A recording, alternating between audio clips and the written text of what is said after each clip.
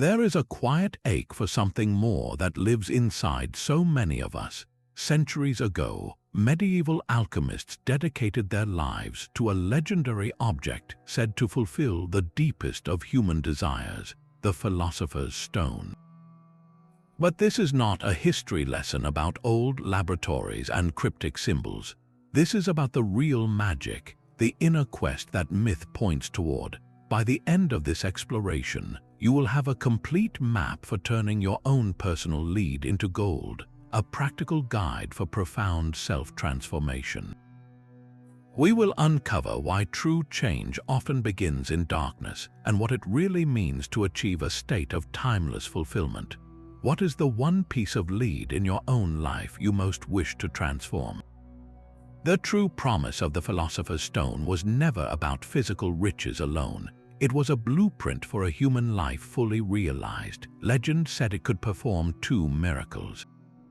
The first was transmutation, turning common lead into perfect gold. The second was the gift of the elixir of life, a potion conferring vitality and timeless existence. These are not just fantasy, they are profound metaphors for the two greatest transformations a person can undergo. The lead represents everything heavy and dull within us, our ingrained fears, our reactive anger, our deep-seated insecurities and self-imposed limitations. This is the psychological and spiritual weight we carry. The gold is what emerges from that crucible, the refined qualities of unshakable courage, clear wisdom, authentic purpose, and genuine compassion.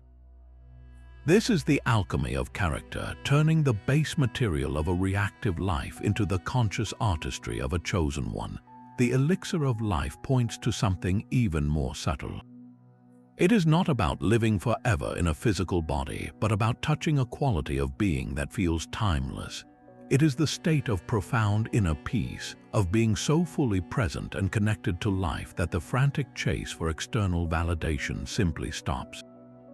In that stillness, you are not worried about the past or anxious for the future.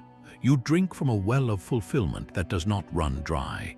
This is the enlightenment the sages spoke of, a liberation from the inner turmoil that makes ordinary time feel like a prison. The entire process was summarized by the alchemists in a simple, powerful Latin phrase, solve et coagula, dissolve and coagulate. This is the universal rhythm of all real growth. You must first dissolve. You must willingly break down the old structures of your identity, your comfortable stories, your cherished grievances. You allow your fixed beliefs to soften, your defensive walls to crumble. This stage is not peaceful. It can feel like a loss, a confrontation with chaos, because it is the death of who you thought you were. But only from that rich, dissolved state can something new coalesce. Coagula is the act of rebuilding from a place of conscious choice. From the dissolved elements of your experience, you consciously select the gold. You choose patience over irritation, curiosity over judgment, courage over avoidance.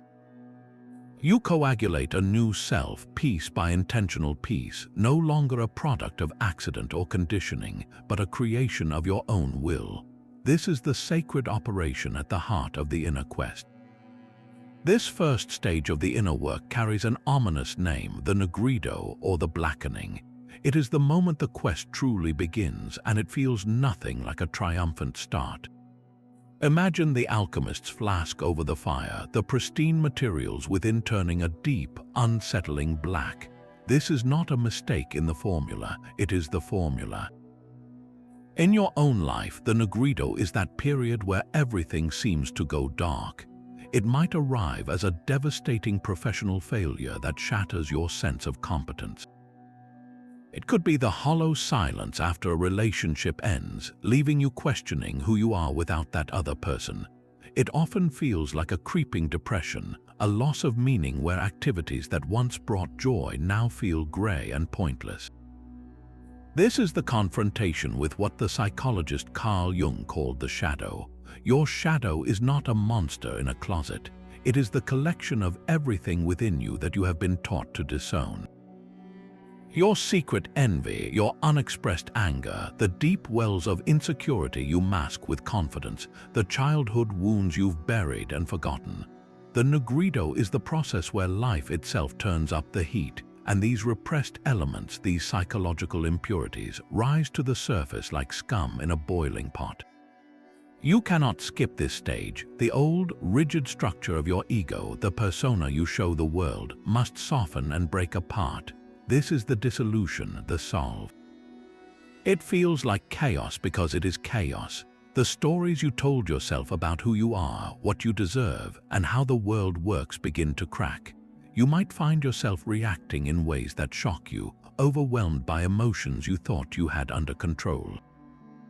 The crucial understanding here is that this blackening is not a sign you are broken. It is a sign you are ready. The darkness is not the enemy, it is the fertile soil. By turning your attention toward these uncomfortable feelings, by simply acknowledging the fear or the grief or the rage without immediately trying to fix it, you begin the work. You are not falling apart. You are allowing the false parts of you to fall away so that something more authentic can eventually take root. The pain of the nugredo is the pain of truth-telling, and it is the essential first step in turning lead into gold. From that fertile darkness, a new quality of attention begins to emerge. This is the albedo, the whitening, a profound shift from chaotic dissolution to serene clarity. If the nugredo was the fire that blackened and broke everything down, the albedo is the gentle, purifying water that washes over the remains. The intense heat subsides.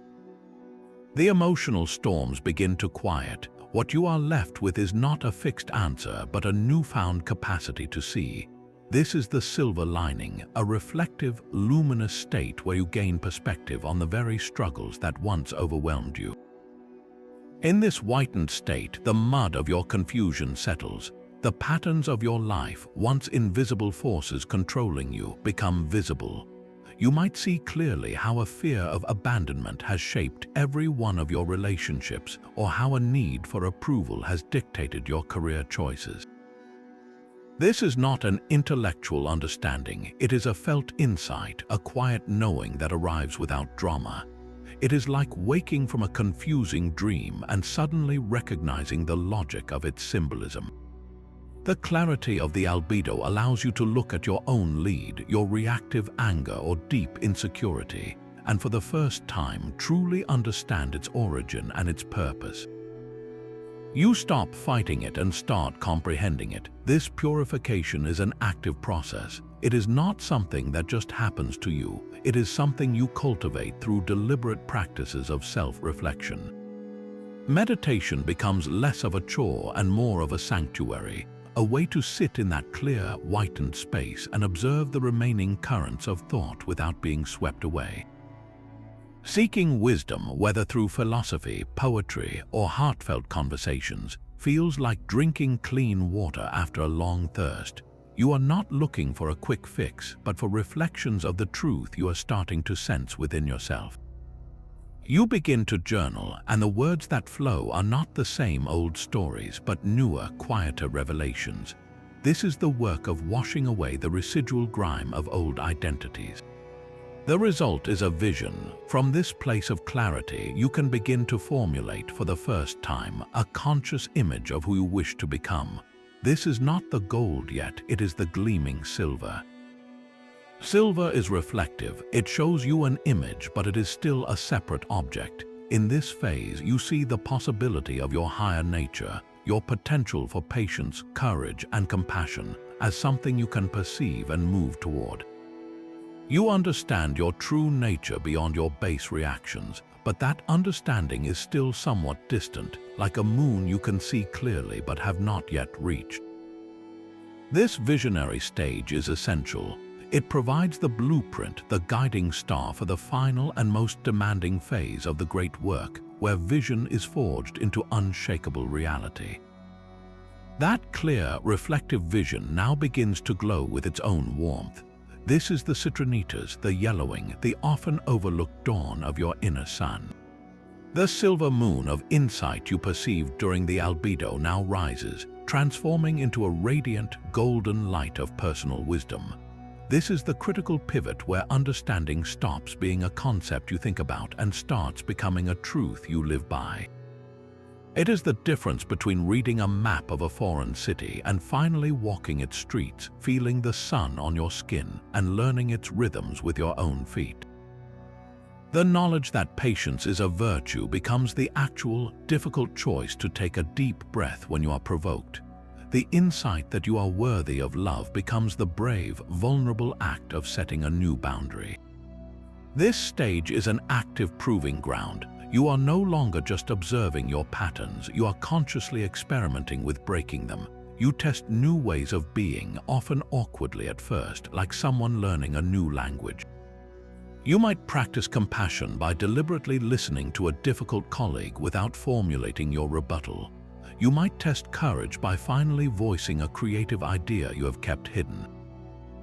These are not yet permanent changes, they are deliberate rehearsals for a new life. And within these rehearsals, something miraculous occurs. You begin to experience flashes of genuine joy and unforced creativity. This is the surest sign the inner sun is rising. It is not a loud, dramatic happiness, but a quiet, pervasive sense of rightness. You might feel a surge of unexpected gratitude during an ordinary walk, or find yourself completely absorbed in a project, losing track of time in a state of pure flow. These moments are the direct light of your own dawning wisdom, the gold beginning to shine through the cracks of your old self. This yellowing phase is deeply empowering because it provides the first tangible evidence that the inner work is yielding real results. You are not just hoping for transformation, you are tasting it. The leaden weight of your old reactions feels lighter because you have proven to yourself, in small but significant ways, that you can choose a different response.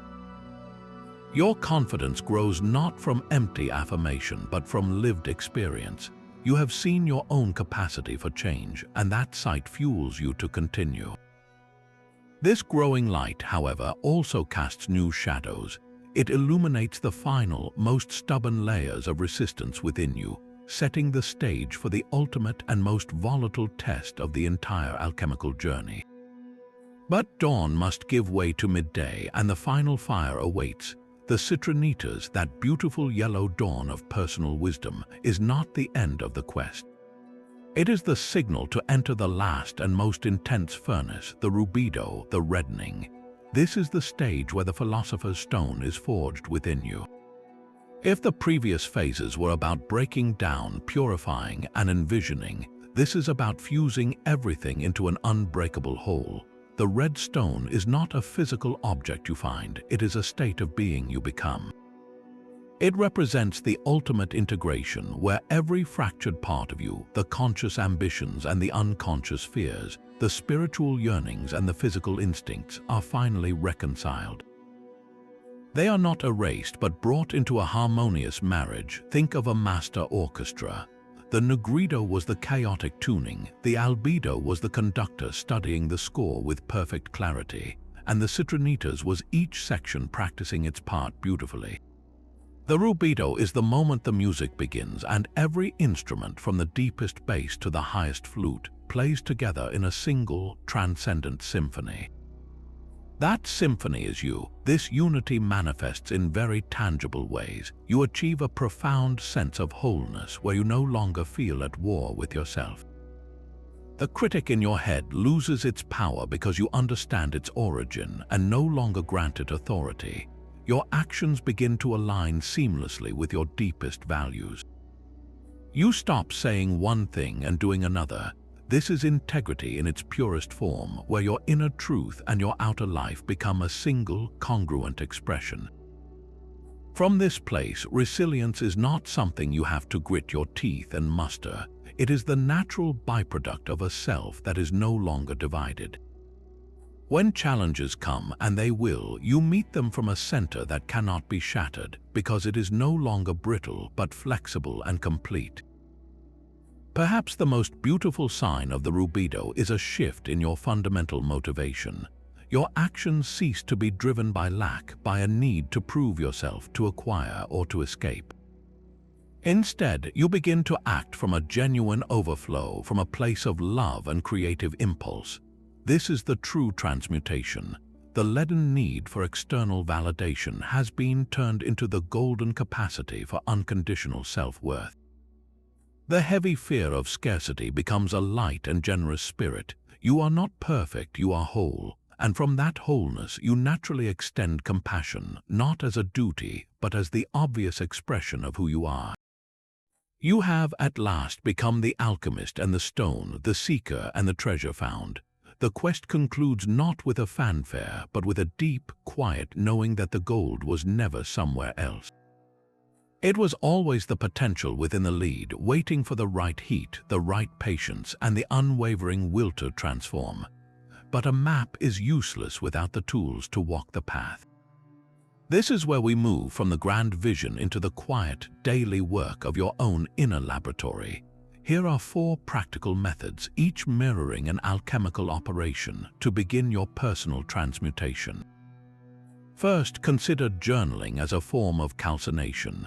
This is the sacred fire you can light on the page. The goal is not to write beautifully, but to burn away mental clutter. Set a timer for 10 minutes and write without stopping, without editing, without judgment. Let everything pour out, the petty grievances, the circular worries, the secret shames.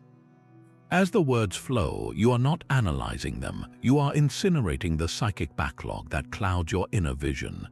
This daily practice creates the heat necessary to break down rigid thought patterns, leaving behind the essential ashes of raw truth from which something new can grow.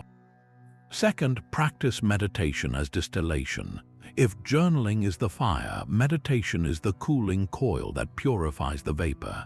In the stillness of focused attention, you observe the steam of your thoughts rising. You do not engage with every story or follow every emotional impulse. You simply watch them condense and separate from the clear, quiet awareness that is your true essence. This is the process of distillation, separating the pure water of consciousness from the colored dyes of passing mental events.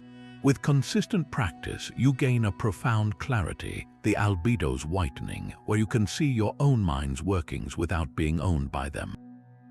Third, engage in therapy or deliberate shadow work as the operation of separation.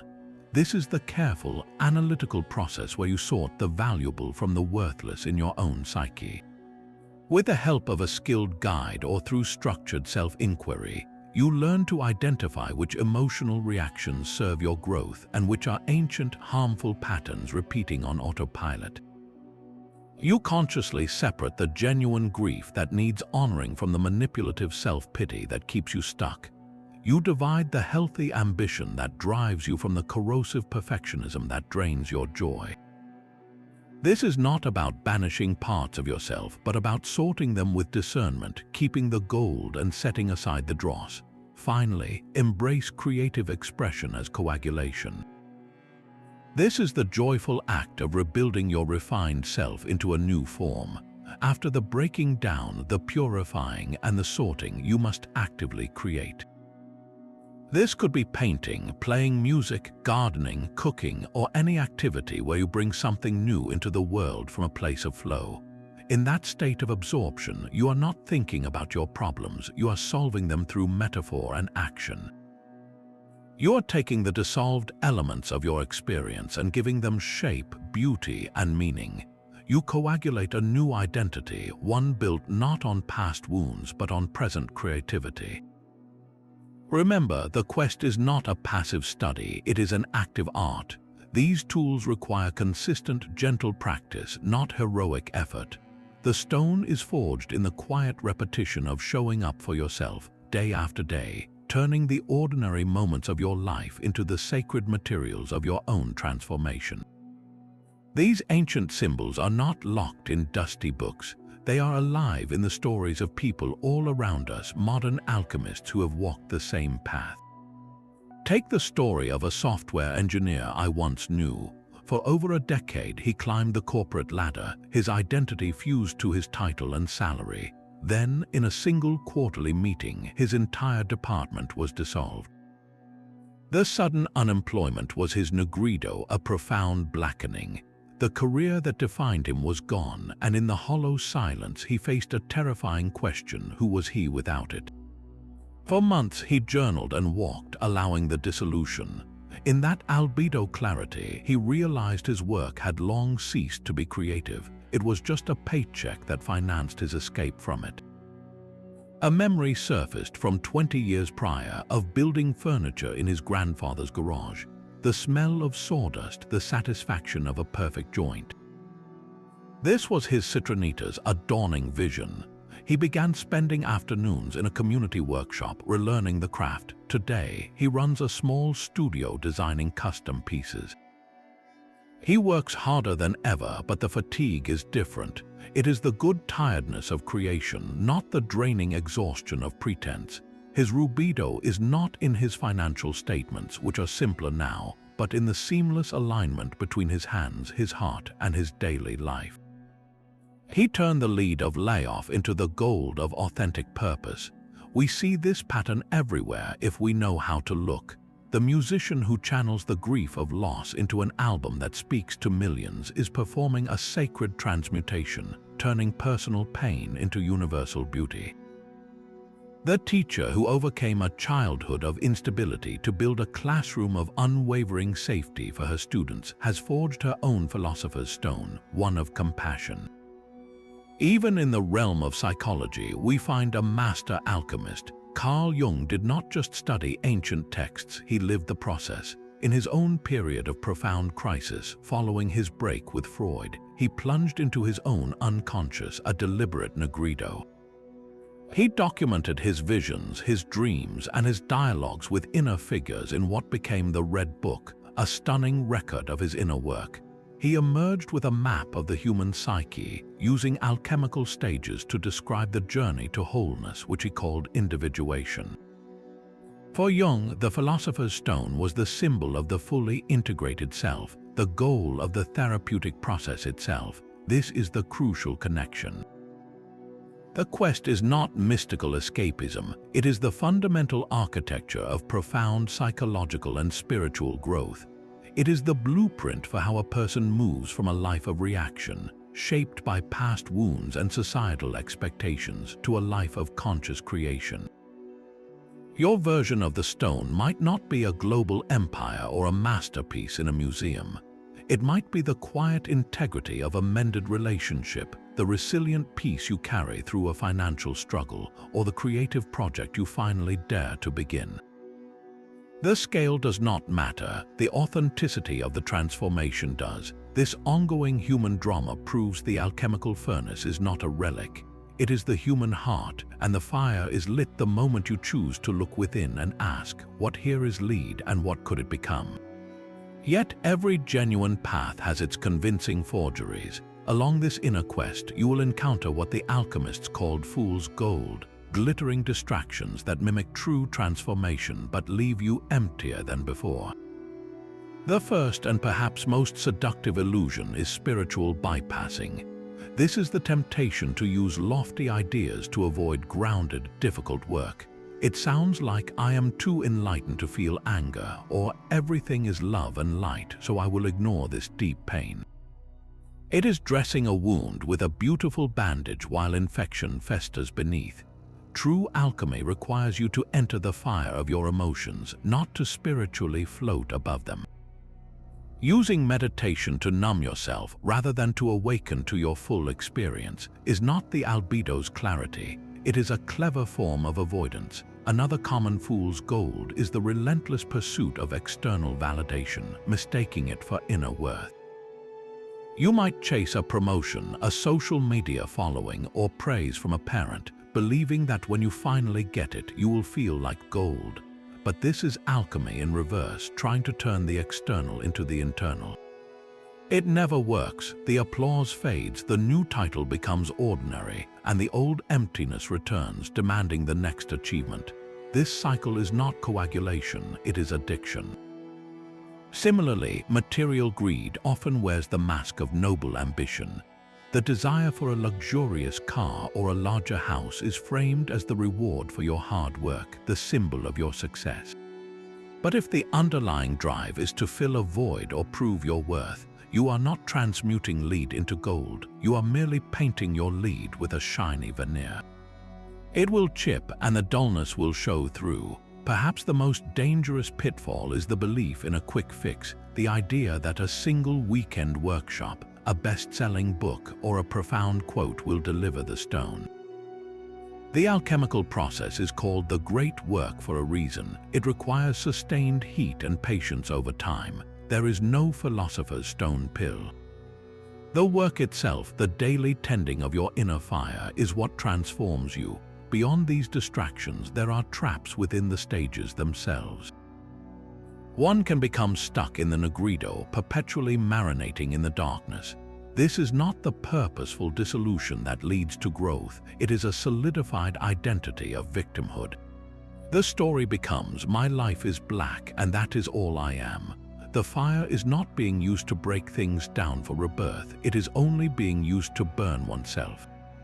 Conversely, one can get trapped in the citrinitas, the dawning wisdom. This is the birth of the spiritual ego. You have a few profound insights, you read the right texts, and you begin to believe you are special, more advanced than others. You mistake the beautiful yellow light of understanding for the completed red stone of integration. You talk about oneness but feel separate from those who don't get it. This is not coagulation, it is another, subtler form of coagulation, where the ego simply rebuilds itself with spiritual materials. The ultimate safeguard against all fool's gold is this unwavering truth. The true stone is an internal state, not an external trophy. You cannot hang it on a wall or deposit it in a bank.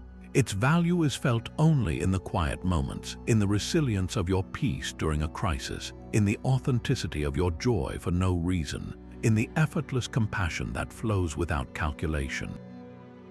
Test every insight, every achievement, every shiny new belief against this question. Does this bring me to a greater state of inner wholeness, or is it just another decoration for a self that still feels divided? The real gold weighs nothing, but it anchors you to everything. The journey from lead to gold follows a timeless human rhythm. We begin in the nigredo, the necessary blackening, where old identities crack and shadow rises. This is not failure, but the fertile soil of truth. From that darkness emerges the albedo, a clarifying wash of silver light, where we see our patterns with serene detachment and envision a higher self. That vision then warms into the citrinitas, a dawning sun of personal wisdom, where insights are tested and lived, sparking genuine joy. Finally, the rubido's intense fire fuses all parts into an unbreakable whole, a state of integrity where action flows from wholeness, not lack. This is the true philosopher's stone, not a physical object to be found, but a state of being you become through courageous, patient inner work. The treasure was never hidden in a distant cave. It is the transformed self you cultivate through every act of honest introspection, every choice of compassion over fear, every moment you choose to integrate a fractured part of your story. The quest itself, with its dark nights and brilliant dawns, is the very process that refines you. The challenges are not obstacles to the gold, they are the alchemical fire that creates it. Your life, with all its raw and unfinished material, is the sacred laboratory, so I will leave you with this question as your own great work continues. What is the one piece of lead in your own life you are currently working to transform? Or perhaps can you recall a recent moment of albedo clarity where you saw an old pattern with new eyes? Share your thoughts in the comments below. Let us continue this conversation. If you found this map for the inner quest valuable, subscribe for more explorations into personal wisdom and the transformative stories that shape us.